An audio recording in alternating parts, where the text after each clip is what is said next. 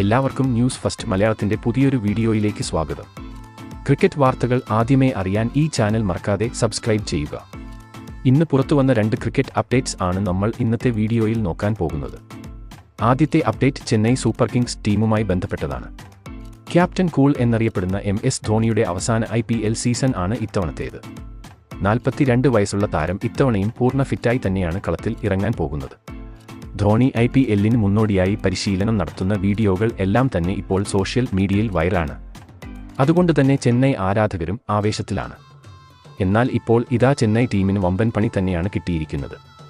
കഴിഞ്ഞ IPL ലേലത്തിൽ ഏറ്റവും കൂടുതൽ പൈസ മുടക്കി CSK വാങ്ങിയ ന്യൂസിലൻഡ് താരമായിരുന്നു ഡാരി മിച്ചൽ. 14 കോടി രൂപയ്ക്കാണ് CSK മിച്ചലിനെ ടീമിൽ എത്തിച്ചത്. ഇതിനുശേഷം രാജ്യാന്തര ക്രിക്കറ്റിൽ മികച്ച പ്രകടനം കാഴ്ചവെച്ചതോടെ താരം CSKയ്ക്ക് വലിയ മുതൽക്കൂട്ട് ആകുമെന്നും ആരാധകർ കരുതിയിരുന്നു. എന്നാൽ ഇപ്പോഴിതാ സൗത്ത് ആഫ്രിക്കയ്ക്ക് എതിരെ നടക്കുന്ന ടെസ്റ്റ് പരമ്പരയിൽ നിന്നും മിച്ചലിനെ പുറത്താക്കിയിരിക്കുകയാണ്. താരത്തിന് കാലിലേറ്റ പരിക്കിനെ തുടർന്നാണ് ടെസ്റ്റ് പരമ്പരയിൽ നിന്നും താരം പുറത്തായത്. ഇതിനുശേഷം നടക്കുന്ന ഓസ്ട്രേലിയക്കെതിരെയുള്ള T20 പരമ്പരയിൽ നിന്നും മിച്ചൽ റൂൾഡ് ഔട്ട് ആയിട്ടുണ്ട്. പരിക്ക് സീരിയസ് ആയ താരത്തിന് IPL നഷ്ടമാകുമോ എന്നാണ് ചെന്നൈ ആരാധകർ ഉറ്റുനോക്കുന്നത്.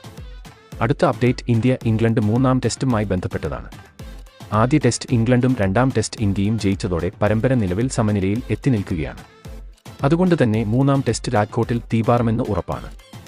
എന്നാൽ 3ാം ടെസ്റ്റിന് വേണ്ടിയുള്ള ഇന്ത്യൻ ടീമിനെ ഇതുവരെ BCCI പ്രഖ്യാപിച്ചിട്ടില്ല. ഇപ്പോഴിതാ അതുമായി ബന്ധപ്പെട്ട് കൂടുതൽ അപ്ഡേറ്റുകൾ പുറത്തേക്ക് വരികയാണ്. കഴിഞ്ഞ മത്സരത്തിൽ പുറത്തിരുന്ന മുഹമ്മദ് സിറാജ് ടീമിലേക്ക് തിരിച്ചെത്തും എന്നാണ് ഏറ്റവും പുതിയ റിപ്പോർട്ട്. അതുപോലെ 3ാം ടെസ്റ്റിൽ ബുംറയ്ക്ക് വിശ്രമം നൽകുമെന്ന് റിപ്പോർട്ടുകൾ ഉണ്ടായിരുന്നെങ്കിലും താരത്തിന് 3ാം ടെസ്റ്റിൽ വിശ്രമം അനുവദിച്ചേക്കില്ല എന്നാണ് ഇപ്പോൾ നമുക്ക് അറിയാൻ കഴിയുന്നത്.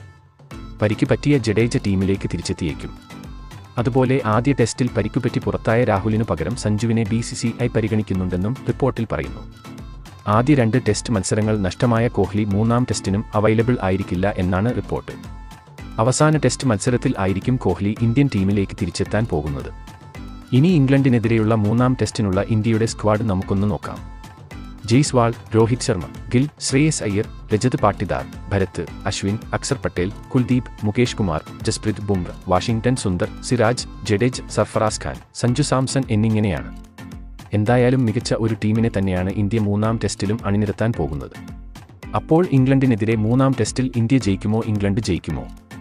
നിങ്ങളുടെ അഭിപ്രായം താഴെ കമന്റ് ചെയ്യുക. അപ്പോൾ ഇതുപോലത്തെ ക്രിക്കറ്റ് വാർത്തകൾക്കായി ഈ ചാനൽ മറക്കാതെ സബ്സ്ക്രൈബ് ചെയ്യുക.